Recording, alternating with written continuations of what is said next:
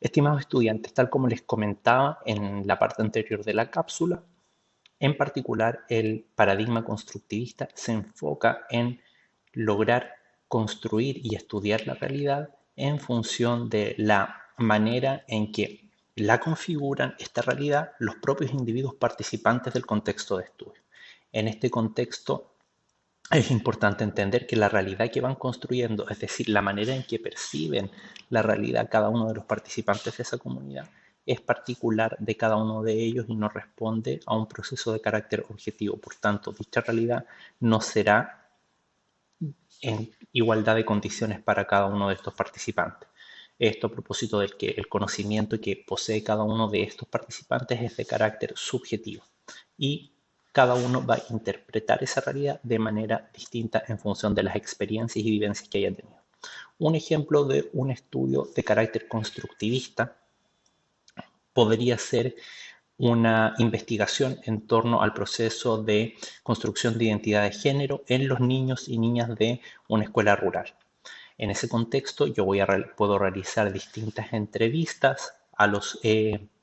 estudiantes que participan de esa escuela, pero esta construcción de realidad va a ser en función de ese contexto en particular. ¿Sí? Va a ser en función de las relaciones que van teniendo con sus pares, con sus profesores, pero dentro del contexto de esa escuela y no va a considerar otras variables, por lo tanto es mucho más contextual.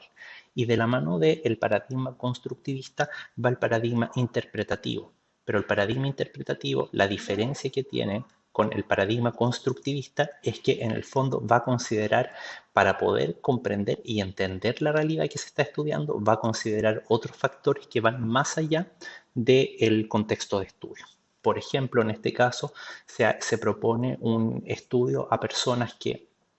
padecen de algún tipo de enfermedad crónica y cómo la atención médica influye en la calidad de vida que ellos van teniendo. Entonces, se hace un estudio en torno a todas las personas que están dentro de un determinado contexto de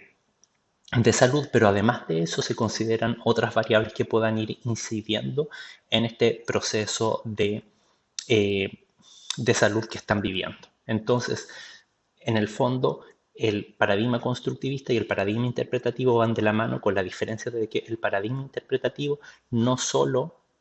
se ubica en un contexto de estudio particular como es lo propio del paradigma constructivista, sino que el paradigma interpretativo considera otras variables ajenas al contexto de estudio y que tienen que ver con las particularidades y vivencias o situaciones